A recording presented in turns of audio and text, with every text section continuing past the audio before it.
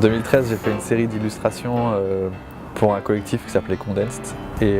j'avais fait du coup 4 diptyques avec à gauche le sujet, donc c'est souvent un personnage par exemple avec des jumelles,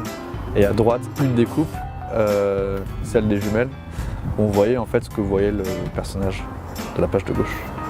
Et en fait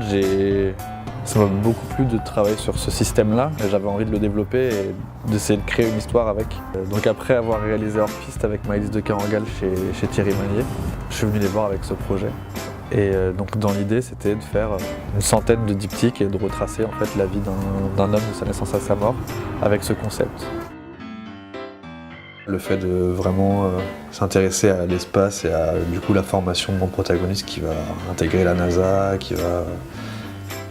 partir dans l'espace, ça m'a aussi obligé à me documenter beaucoup plus. Donc ouais, j'ai été pas mal influencé par le cinéma. Disons qu'il y a des films de science-fiction qui m'ont pas mal marqué, à imaginer que mon personnage avait pu les voir, mais presque au moment de leur sortie aussi, parce que vu qu'il est né un peu avant les années 60, ça m'a permis de le faire aller voir Alien au cinéma, un film que j'adore, de lui faire voir 2001, de le faire fan de Star Trek au début. Alors j'ai dû choisir entre Star Wars et Star Trek, parce qu'il paraît qu'il y a 2 écoles.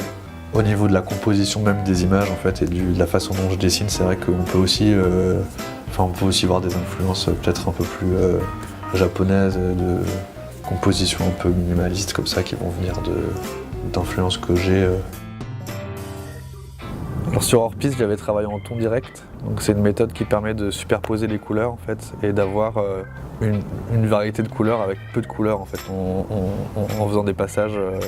Les unes après les autres, les couleurs se superposent et on peut avoir une couleur sombre qui est le produit d'un violet par exemple, qui est le produit d'un bleu et d'un rouge. Et ça m'avait beaucoup plu de travailler comme ça et comme ça se marie très bien avec mon style un peu minimaliste, j'ai décidé de repartir sur cette piste-là et de continuer à travailler comme ça pour ce livre. Pour tout ce qui est édition, je travaille surtout sur Photoshop pour bien pouvoir délimiter mes calques et avoir chaque calque qui correspond à une couleur et avoir ce résultat-là. Mais j'aime bien aussi travailler faire de la peinture, travailler à la main. C'est quand même plus reposant et donc du coup c'est vrai que je ne l'ai pas encore vraiment exploité dans l'édition autrement que dans des boulots perso, mais je travaille quand même pas mal des projets vraiment à la gouache ou à l'acrylique, surtout des très petits formats.